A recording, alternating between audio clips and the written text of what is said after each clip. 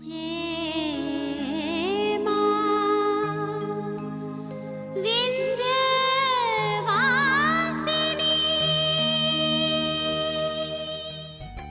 ही मुझे पता चला गौरी की शादी तय हो चुकी है, मैं खुद पीछे हट गया। दादी, आपकी ये जो पोती है ना, बहुत अच्छी लड़की है। इसके लिए घर की खुशियां और मान मर्यादा से बढ़कर और कुछ भी नहीं। अब मुझे कुछ नहीं सुनना विक्रम, बहुत बहाने बना लिए तुमने। अभी के अभी बाहर जाओ और सबसे कह दो कि तुम्हें ये शादी नहीं करनी, वरना मुझे ही कुछ करना होगा। और अगर मैं जाके बाहर कुछ बोल दूंगी फिर निपटते रहना तुम सबसे। क्या हुआ विक्रम बेटा, कहाँ खो गए? तुम्हें कोई परेशानी है क्या? नहीं दादी, कोई परेशानी नहीं। शादी की तारीख को लेकर भी हमें कोई एतराज नहीं।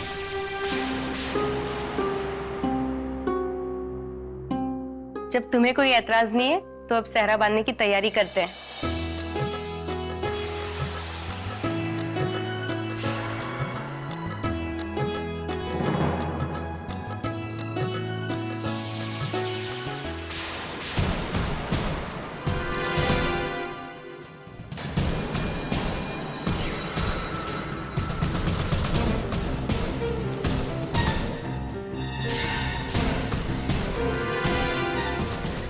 मैंने बेटा, मैं अभी आती हूँ। हाँ अच्छा।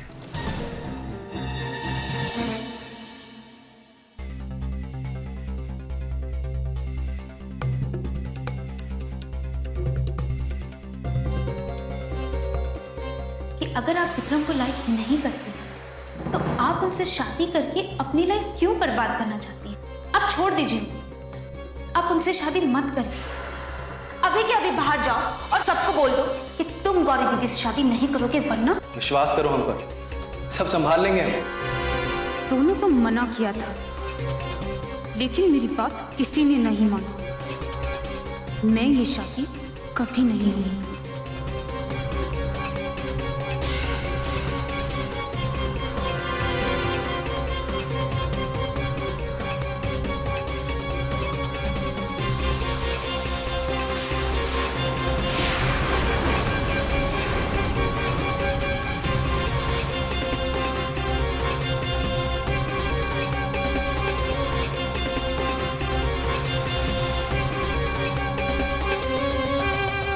अंजन बेटा, तू यहाँ क्यों चली आई?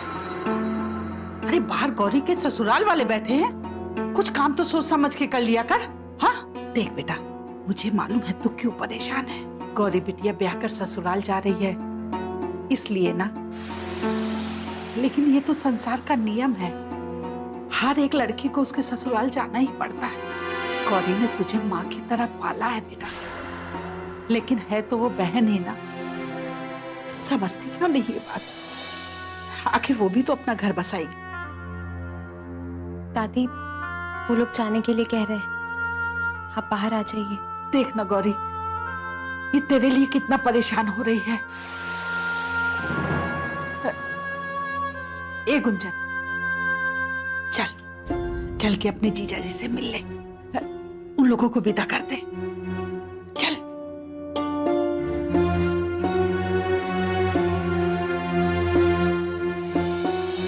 बात ये तो नहीं है जो दादी कह रहे हैं, फिर क्या बात है? गुंजन ने पहले तो कभी ऐसा नहीं किया। विक्रम बेटा, तुम्हारी साली बहुत ही तीखी है, इसकी बातों का गुस्सा मत करना। अरे दादी, चिंता की कोई बात नहीं, हम सब संभाल लेंगे। सारा दिन चटर पटर करती रहती थी। मेरे जीजा जी आएंगे तो ये करेंगे, वो करेंगे, ये फरमाइश करेंगे, लड़ाई झगड़ा करेंगे। क्यों, जीजा जी को देखते ही बोलती बंद हो गई तेरी? बाय जीजा जी, हम जल्द फिर मिलेंगे। अरे गुंजन, शादी में तुम ही तो धमाल मचाओगी। साली की चांदी होती है शादी में, रिबन काटने से लेके जूते छिपाने तक सब में खूब शगुन मिलता है। तुम्हें याद है ना, हमारी शादी में भी ऐसा ही हुआ था। अब विक्रम बाबू की बारी है। चिंता मत करो गुंजन, शगुन अच्छा ही मिलेगा। अच्छा दादी, अब हम चलते हैं, तिलक पर मिलेंगे। अगर कुछ भी सलाह मशवरा करना होगा तो उसी दिन कर लेंगे। हाँ हाँ, क्यों नहीं, अब तो आप ही का घर है। नमस्ते। आइए, हम आप लोगों को छोड़ कर आते हैं। चलिए।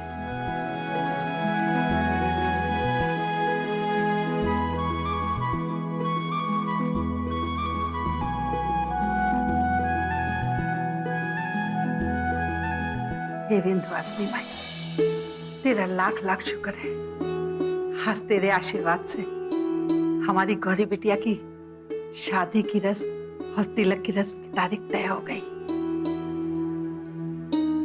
अब तो बस जल्द से जल्द उसकी शादी हो जाए और गौरी को खुशी खुशी उसके घर विदा कर दे, बस।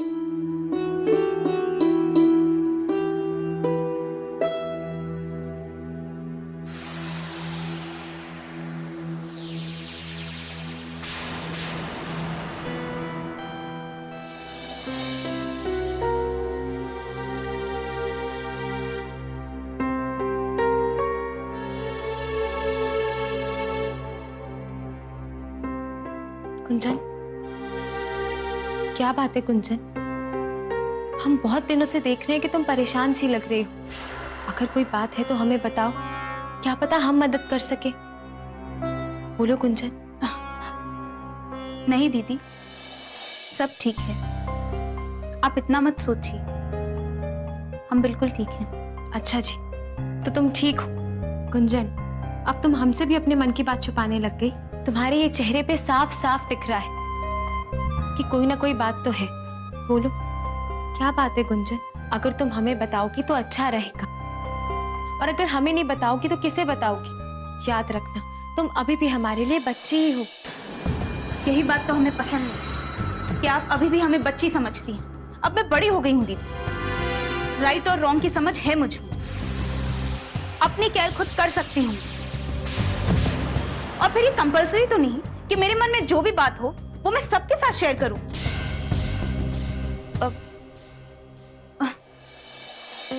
दीदी, हमें तो बस एग्जाम की टेंशन है, बाकी और कुछ नहीं।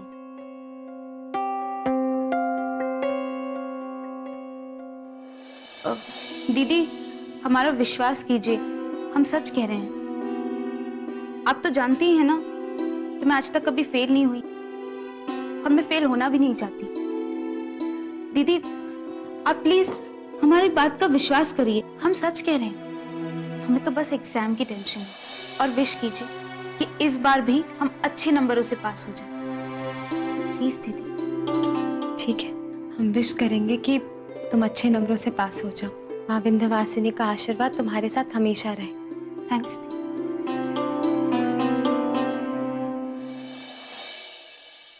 पता नहीं क्या हो गया ऐसे आज, पहले तो ऐसे कभी बात नहीं करती थी।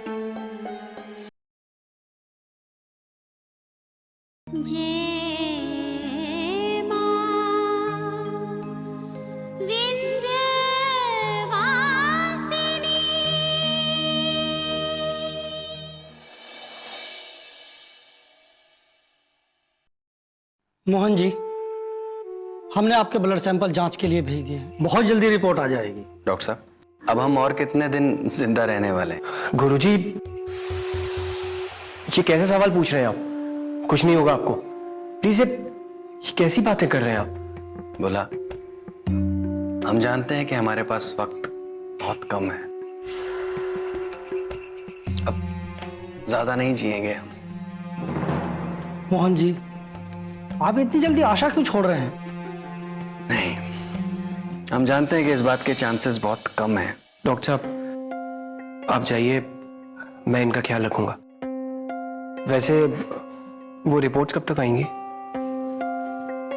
शाम तक आ जाएगी, लेकिन फिर भी आप एक बार पता कर लीजिए। जी।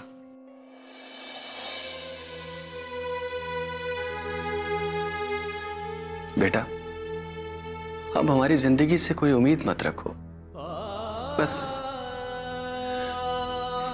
गौरी की शादी तक हम जिंदा रहना चाहते हैं। उसके बाद उसे विदा करके भगवान के दरवाजे पर चले जाना चाहते हैं। गुरुजी, हुआ क्या है आपको? आप ऐसी बातें क्यों कर रहे हैं? गौरी की ही क्यों, गुंजन की भी, बल्कि गुंजन की ही क्यों, आप अपने होने वाले नाती पोता पोती सबकी शादी देखेंगे। ये मेरा विश्वास है, कुछ नहीं होगा आपको। अब आगे से आप ऐसी कोई बात नहीं करेंगे। बस कीजिए गुरुजी, एक बेटे के पास रहते पिता रोए अच्छा नहीं लगता।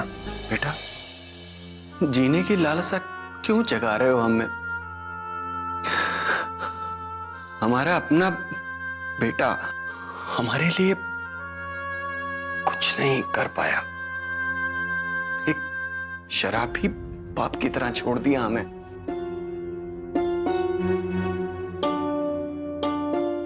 सबकी किस्मत ऐसी क्यों नहीं होती कि तुम जैसा बेटा मिले?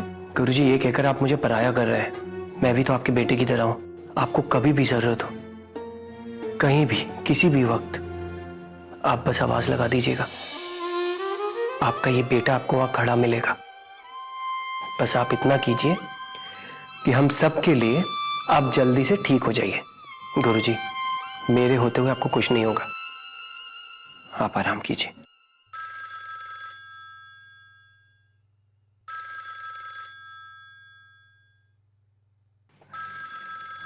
गुरुजी, मैं आता हूं।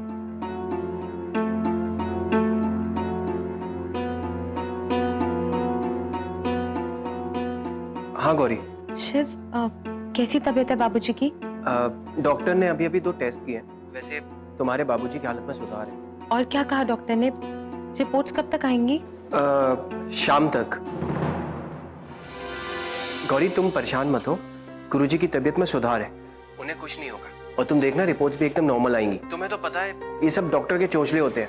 तुम परेशान मत हो, गुरुजी ठीक हो जाएंगे। वैसे गौरी, तुम बिजी थी क्या?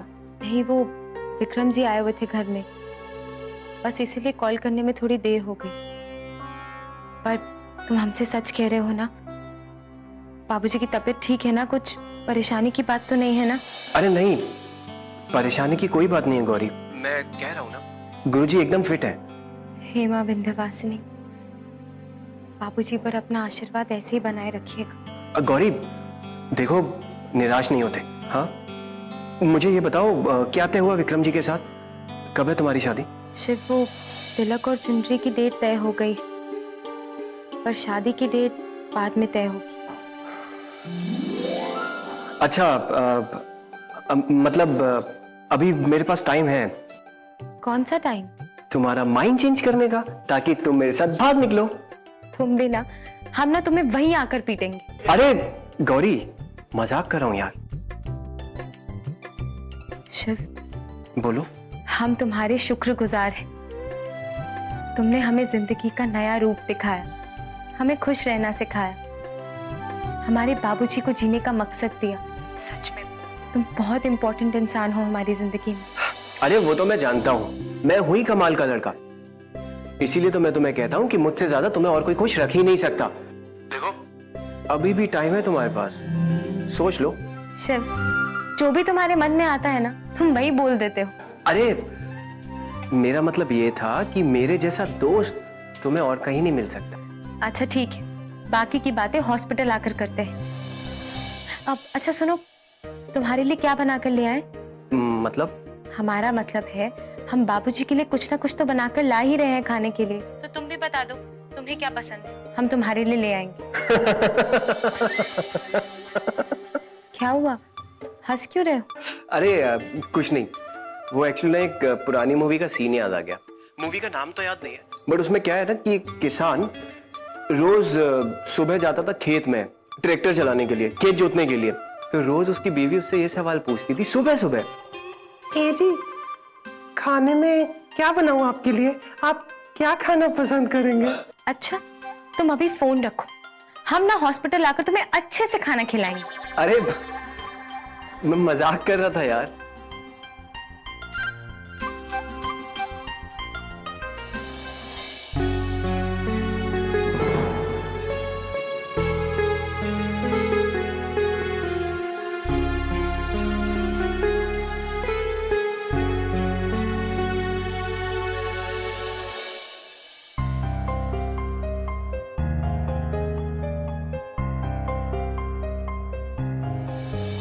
दोस्त कहा ना तुमने, तो दोस्ती का सबूत अभी दे दूं?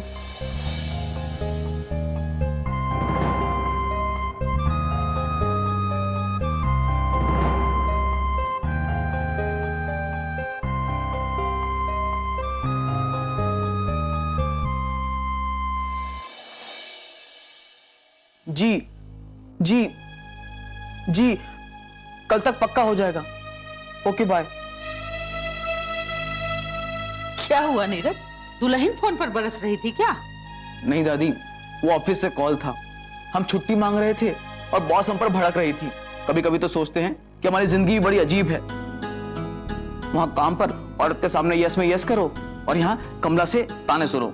तू भी तो नालायक है, निकम्मों की तरह घर में बैठा हुआ, ना तो ऑफिस गया है और ना ही तिलक का सामान लाने, और यहाँ बैठ के अपनी किस्मत को दोष दे रहा है। हम जाने ही वाले थे दादी, वो बैंक का कुछ काम था, उसी चक्कर में पूरा प्रोग्राम ऊपर नीचे हो गया। पर तू तो कह रहा था कि तेरी बॉस डांट रही थी, फिर क्या करने गया था बैंक? अरे दादी, हमने बैंक से छुट्टी ले रखी थी और वो गौरी की शादी के लिए बैंक से कुछ लोन का बात किया था। बस इसी सिलसिले में बैंक गए थे, क्योंकि लोन का चेक आज ही मिलना था। अच्छा बेटा, तो मिल गया लोन? हाँ दादी, पर ज्यादा पैसे नहीं मिले, पर हाँ कुछ जरूरी खरीदारी हो जाएगी। अरे वाह बेटा, दुल्हन के मायके जाते ही तुम्हारी बुद्धि खुल गई। मेरी मानो तो उसको मायके में रहने दो, कम से कम तुम्हारा जीवन तो सुधर जाएगा। ओफो दादी, आप भी ना, वैसे ही हमारी जिंदगी में औरतों ने कम उधम मचाई है, जो आप भी हमारी टांग खींचने में बाज नहीं आ रही हो।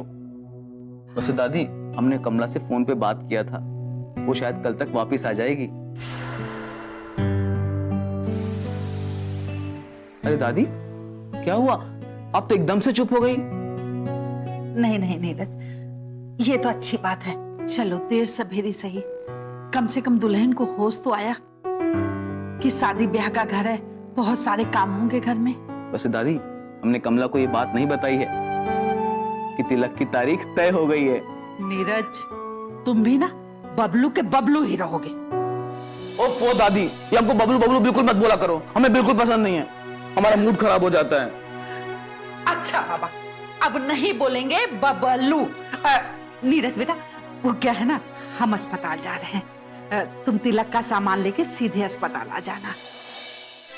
मोना का आशीर्वाद लेना जरूरी है ना, उससे भी तो हाथ लगवाना है, उसकी बेटी की शादी जो है। ठीक है दादी, हम चलते हैं। ठीक है।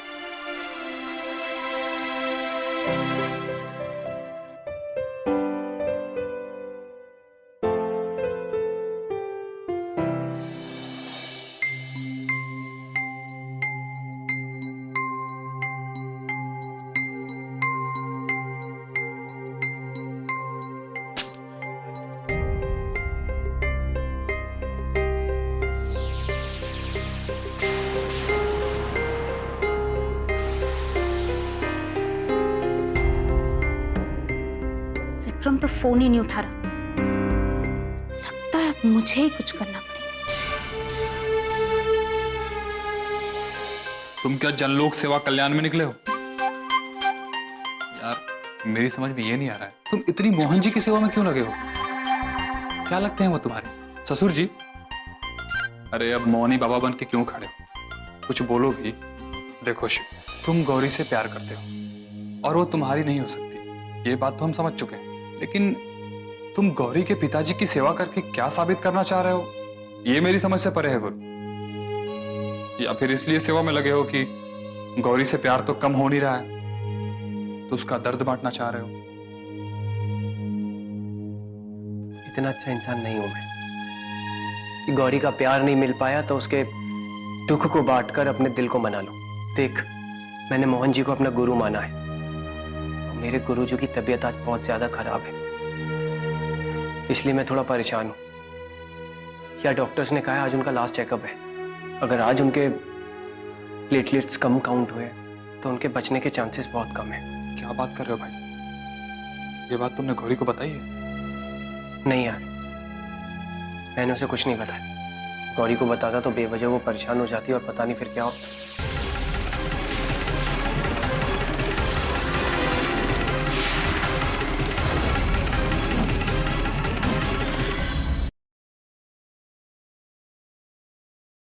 गौरी,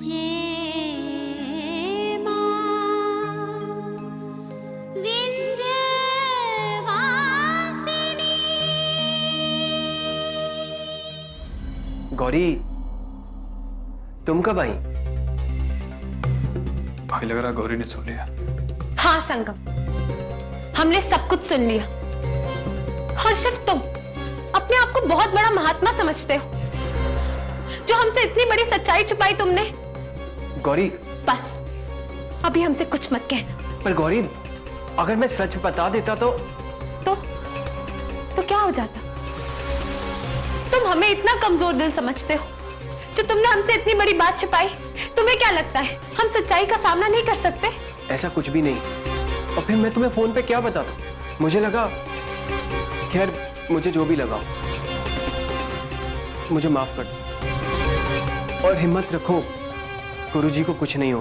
भरोसा तो हमें भी तुम पर था शिव, लेकिन आज इतनी बड़ी बात छुपाकर तुमने ये साबित कर दिया कि गौरी तुम्हारे लिए एक बच्ची है जो सच्चाई का सामना नहीं कर सकती। तुमने हमें इतना कमजोर कैसे समझ लिया? नहीं, मैंने ऐसा कभी नहीं समझा। तुमने हमसे झूठ बोला शिव।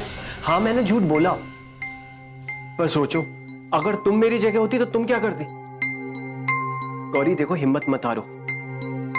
गुरुजी की रिपोर्ट्स आएंगी, वो एकदम नॉर्मल होंगी, ट्रस्ट मी। यहाँ के डॉक्टर गुरुजी को एकदम ठीक कर देंगे। बस झूठी तसल्ली मत दो हमें। अब हम तुम पे भरोसा नहीं कर सकते। ओके, तुम्हें मुझ पे विश्वास नहीं है ना? सही, पर तुम्हें इन पर तो विश्वास है।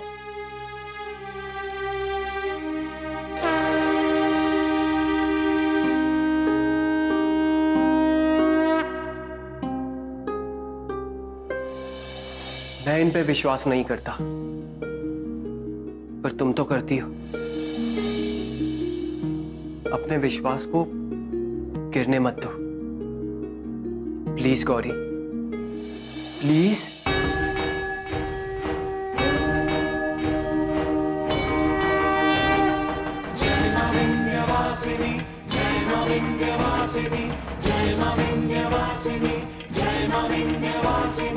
शुंभ शुंभ मर्दिनीं प्रचंड मुंड खंडिनीं गणे गणे प्रकाशिनीं भजामि विंध्यवासिनीं। जय मा विंध्यवासिनी, जय मा विंध्यवासिनी, जय मा विंध्यवासिनी, जय मा विंध्यवासिनी।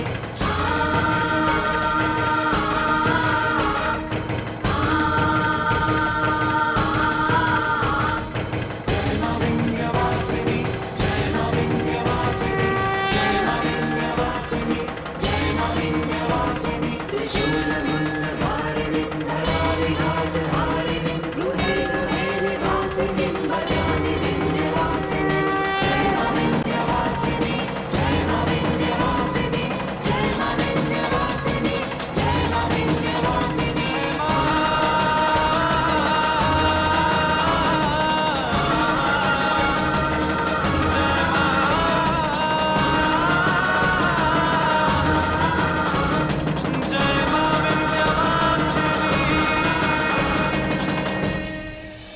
मोहन जी की ब्लड रिपोर्ट आ गई है।